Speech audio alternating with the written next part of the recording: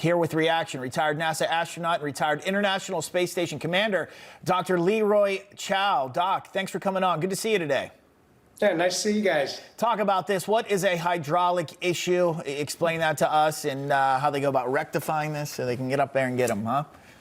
Sure. Well, in this case, it's the hydraulic system that's part of the launch structure. That is, it's not part of the rocket or the spacecraft, so those items are ready to go. And it had to do with a piece called the strongback, which you see kind of holding the rocket up. It gets retracted just before launch, and there's a clamp that physically holds the rocket, helps to hold it onto the launch pad. The hydraulic system actuates that clamp and the retract mechanism, and so it wasn't working. They were having some kind of an issue with it less than a minute before launch, and that's why they had to scrub it. It's in an area that should be very accessible, which is why I believe they've rescheduled the launch for so soon, because they're confident they can get that all fixed today, tested, and recertified for flight. So weather, I think, is forecast to be pretty good tomorrow evening, so we're looking forward to hopefully a successful launch tomorrow evening. What's going through the mind of the astronauts up there who are waiting to come home? Well, this kind of thing happens. Certainly we had launch scrubs more often when we were flying the space shuttle due to its increased complexity and its propellants and things like that. But, you know, it doesn't happen as often with SpaceX vehicles, but every now and then you have something go wrong, either with the rocket, either with the spacecraft, or in this case with the launch, the ground systems. So, I on one of my shuttle missions, we scrubbed, I think, 3 or 4 times for different reasons each time, but we finally got there.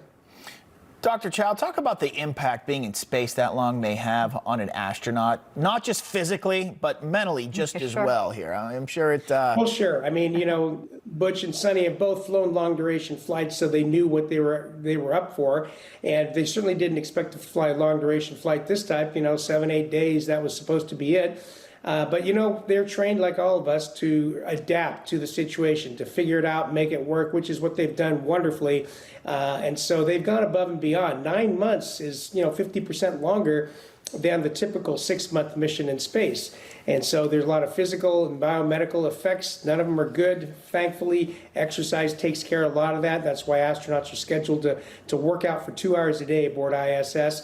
But, on the mental side, as you mentioned, no doubt this was a huge disruption to their personal lives, their personal plans, their families, and maybe even their professional plans, And so they've had to deal with that, and I'm sure they've been dealing with it just fine. But at the same time, they're flying 50% longer than usual. It's not the record, but I'm sure they're eager to get home.